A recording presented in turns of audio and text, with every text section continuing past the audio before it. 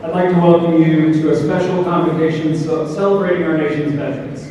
100 years ago this month, the first Veterans Day was recognized on November 11th in recognition of the first anniversary of the end of World War I. It has been an official national holiday since 1938, celebrating all of the men and women, living and deceased, who have served and are serving in the nation's armed forces. Veterans Day is a solemn occasion, so we ask for your respectful attention and hope you will enjoy it. We will begin with Greg Creedy, a 2016 Bolles grad currently attending the United States Naval Academy in Annapolis, leading us in the Pledge of Allegiance. Good morning, Greg. Are you there? Good morning, can you hear me? We can, thank you. All right, Pledge of Allegiance. Good job. I pledge allegiance to the flag of the United States of America and to the republic for which it stands, one nation, under God, indivisible, with liberty and justice for all. Thank you, sir. Thank you. Happy Veterans Day. Thank you, thank you.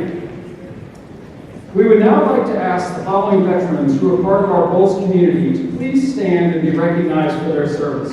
Please hold your applause until all names have been called. Michael Bible, United States Navy. James Council, United States Army.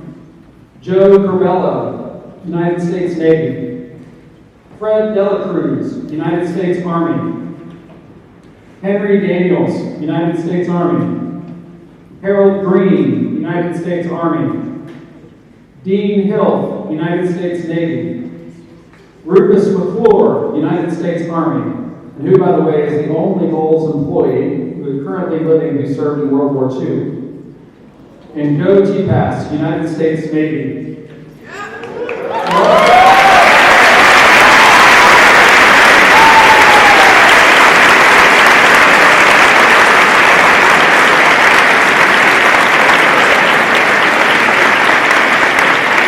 It is now our privilege to welcome our special guest speaker, Mr. Drew Berquist, who will share his thoughts with you about what Veterans Day means to him. After graduation from the Bolles School in May of 1999, Mr. Berquist attended the University of Michigan to play football, but suffered a back injury during his freshman season. Following a brief stint at Northern Arizona University, he returned home and continued his studies at the University of North Florida, where he graduated with honors, earning a BA in International Studies. Following his academic career, he chose to serve our country, working as a counterterrorism officer for the United States intelligence community, where he performed nearly 40 deployments to Iraq and Afghanistan to conduct intelligence operations. He has experience working for the National Security Agency, the Defense Intelligence Agency, the Central Intelligence Agency, and has deployed with the Joint Special Operations Command. Since departing the intelligence community, Mr. Berquist has served as a national security commentator, television host, and producer. Let's give a warm Bolles welcome to Mr. Berquist.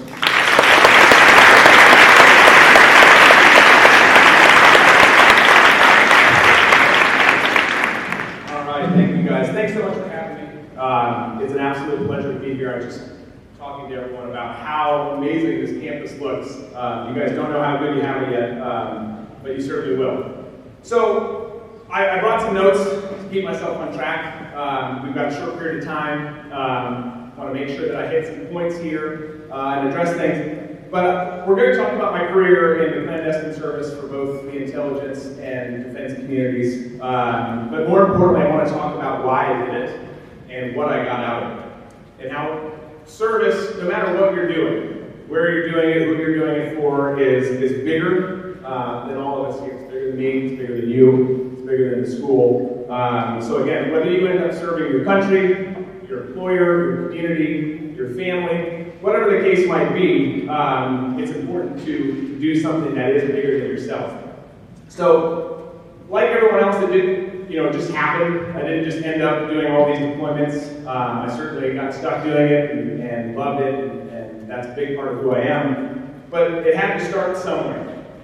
So for me, it was pretty simple. How many athletes do we have here in the auditorium? Raise your hand. All right, good amount. good amount. So I'm not just going to talk to athletes, but I was an athlete here. We had a pretty good run. We got some titles on that wall there. We played for 3 state championships. You know, as was just said, I had an opportunity to play, although I like to say I was more of a never was than a has been in Michigan because I got hurt so quickly. But it was a big part of my life. I was you know, very, very committed to football, committed to my team, committed to everyone that was there. And when that was taken from me, it was kind of a big shock. Like, okay, well, what do I do now? Like, this has been something that I've done forever. So, what had happened? I fractured vertebrae in my back, slipped the disc, was told that I wouldn't play again. Tried it at Northern Arizona University. Basically didn't work there. I just kind of got the message that, hey, you know what, maybe it's time to move on, do something else. Because bottom line, you guys hear this all the time. You know, most of us aren't going to play professional sports and make lots of money. It's great for the ones who do. We'll be cheering for you. But, you know, sports just don't always work out. So it didn't work out for me, but I still wanted to be active. I still wanted to be a part of a team environment, a part of something that was bigger than myself. Not necessarily in the sense of service at the time, but something that just had that camaraderie you grow to have in the locker room, from the field, court, what have you. So that was a big thing. What do I do? What do I do with all this energy, this need that I have that was inherently put in me that wants the adrenaline rush and wants to be a part of something? And then 9/11 happened, which obviously changed not just my life, but a lot of people's lives. Changed my family's life, changed everyone who was involved in my world's life, because I was gone so much and so very involved in local war and terror that came after that awful day.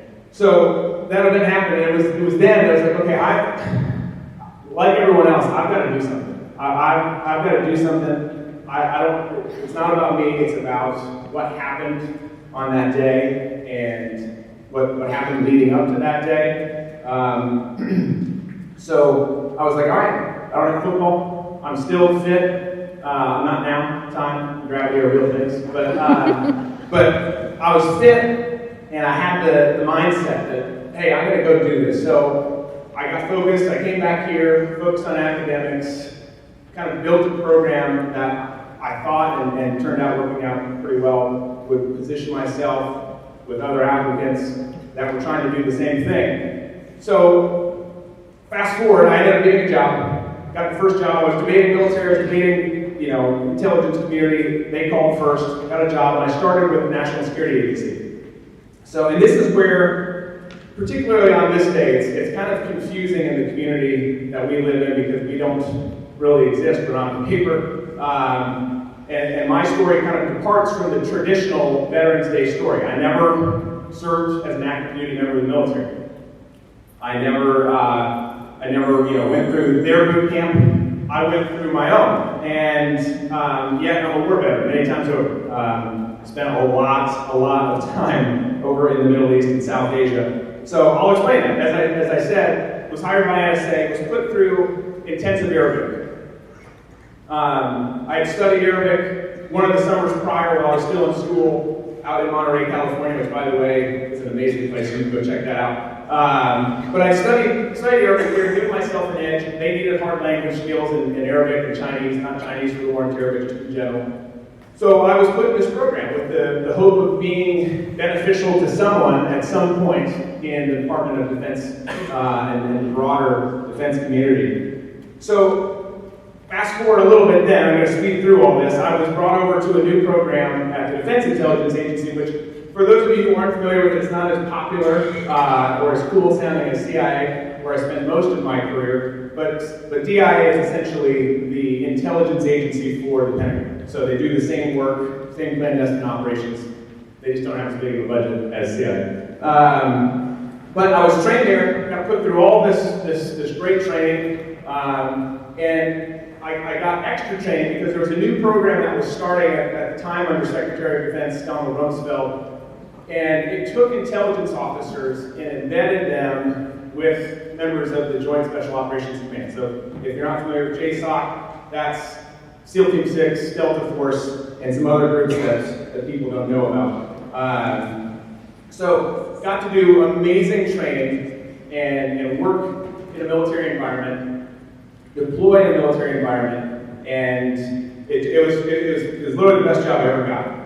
So, but in true government form, I spoke Arabic. There's one thing, I love the government, love our military, but it has its issues too. If you ever speak Chinese, they will send you to Brazil. That's just how the government works.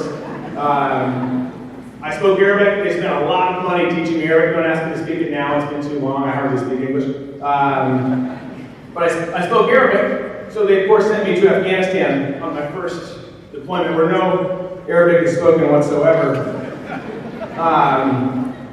And we got to speak some Arabic with some visitors who were coming into the country from other parts of the Middle East.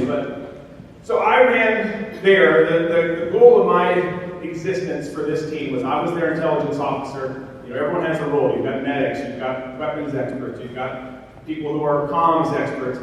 I was the intel guy. Ran their clandestine operations, and I was also their interrogator, so I could have some heartwarming conversations with people. Our main goal was to hunt down and kill Osama bin Laden. That was the first ever deployment I did. It was years after the 9/11, the events of 9/11, but that was our team's goal.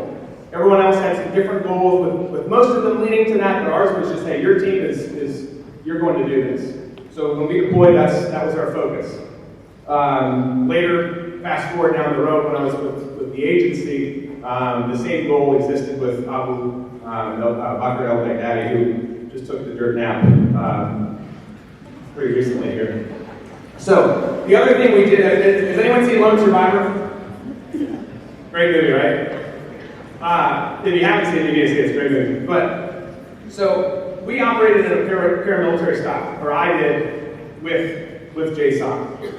And the other this is just a side point, just for fun, but the other thing that we focused on during my trip, again, it was several years after 9/11, is my first deployment was right after what had happened to Latrell and the guys in northeastern Afghanistan. So our primary objective was kill Osama bin Laden, and then the secondary objective was let's go kill those guys who killed our guys.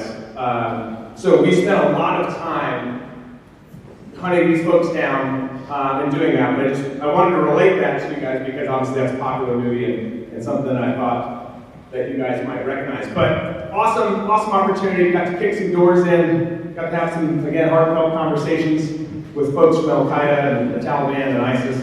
Got to leverage our fleet of drones, kind of check in on people and say hi.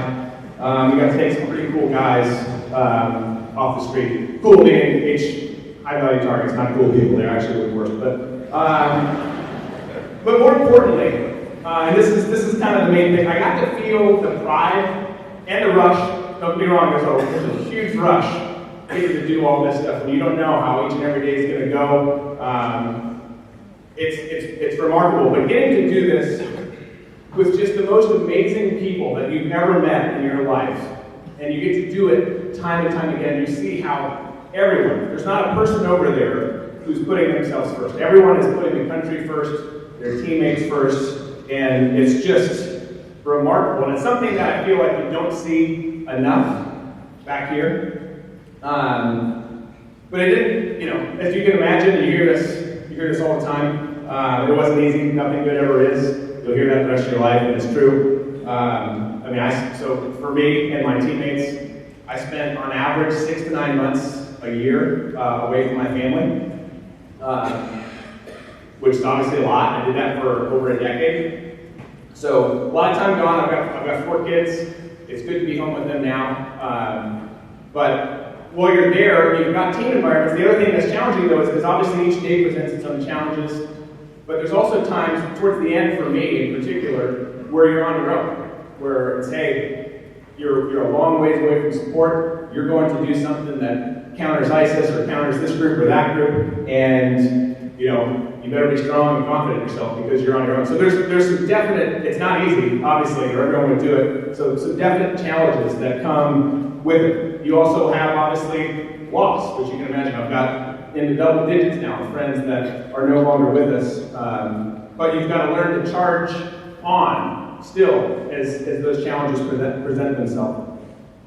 The other thing that I wanted to hit on just for hardships, because we wanted to hit on a couple, and I wanted to hit on a couple couple points for you guys today that kind of tie this all together to service. But, you know, as I said, I was gone a lot from family members, not just my wife and children, but, you know, your parents obviously worry, your brothers worry. They have no idea what you're doing or where you are. That obviously adds stress to them. So, as people say thank you a lot to us folks who have served, that's awesome. Keep doing it, but also be sure that you thank the families, the spouses, you know, the children, everyone who's involved and attached to that person or persons that are overseas, or they might not be overseas, they might be serving the country here, but everyone who goes along for that ride, be sure to thank them too, because one of the things I've learned is that it is so much harder on them than it is on us. You know, you gotta remember, when I go over there and I spend that much time, I'm doing it because it's my passion.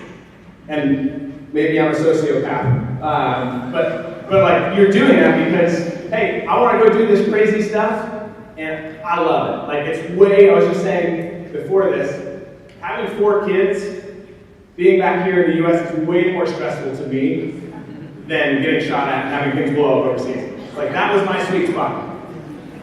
But your family members, they didn't sign up for that, so it's not their sweet spot. So all that to say, be sure that you thank them as well on Veterans Day and throughout the year, because they really are huge heroes in this whole thing. So you've got to come out of this type of service with something though, right? I'm going to try and tie these last points together and wrap up. But the biggest takeaway, which is what I started with, is probably that the world is so much bigger than me, it's so much bigger than you, it's bigger than these bubbles we live in back here, you know, whether it's your neighborhood or your school. It's, you know, as great as the school is, it's bigger than the school, it's bigger than your iPhone or your Android and the life that you have on there. Let's be honest, iPhone's better, right?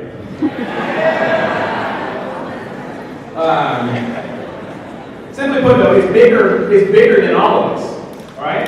There's lots of bad things, there's lots of bad people out there that not everyone knows about or hears about, and people like myself, my former colleagues, and people who are still out there doing it, keep those things away from us so we don't have to worry about it. And what's remarkable about everyone who's serving in doing that is that they know how bad it is. Not everyone here knows how bad it is, but the people who are serving, they do. They know how bad it is, they've got loved ones, they've got obligations back here, and yet they still get on the plane and go every time because it's the right thing to do. So, for you, right here, right now, you're all learning extremely valuable lessons. You're in an amazing school that, again, you're going to respect and love this school more and more as the years pass. But you're learning discipline, you're learning focus, all the things that come, not just with high school, but go above and beyond here at Bolles School. Use that to your advantage. Use that to your advantage. You've got no idea how blessed you are to be here. I got all that cool training, right? Weapons and tactics, high-speed driving, fast moving out of helicopters, all that fun stuff. It's great. But no one has been, and I don't know if he's here, but no one has been, for me, as influential as the training and the coaching that I got from Coach Rogers, Court Rogers, when I was here. Coaching staff, Coach Newman, who I know is in here somewhere, Coach Barrett, Coach Howard, Coach Tillman, Coach Belger. Those are the things, those are the bedrocks that I took with me everywhere I went, whether I was in some awful place in the Middle East, in Afghanistan, or even just training here in the U.S. At one of our different facilities. I leaned back on that always.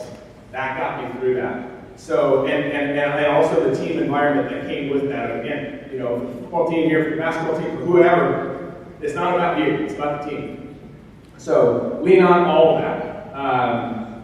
So I'll close here. The strength of this nation, you know, was built on brave men and women before us. People like this fine gentleman right here. The people who are still out there. Sorry, I'm recognizing now that it's a little bit louder. Maybe I should have stood somewhere different. The people that are still out there, and some of you will go on and serve. Some of you won't. That's okay. Not everyone here is going to be called to serve the way that I did, the way that these fine men over here did.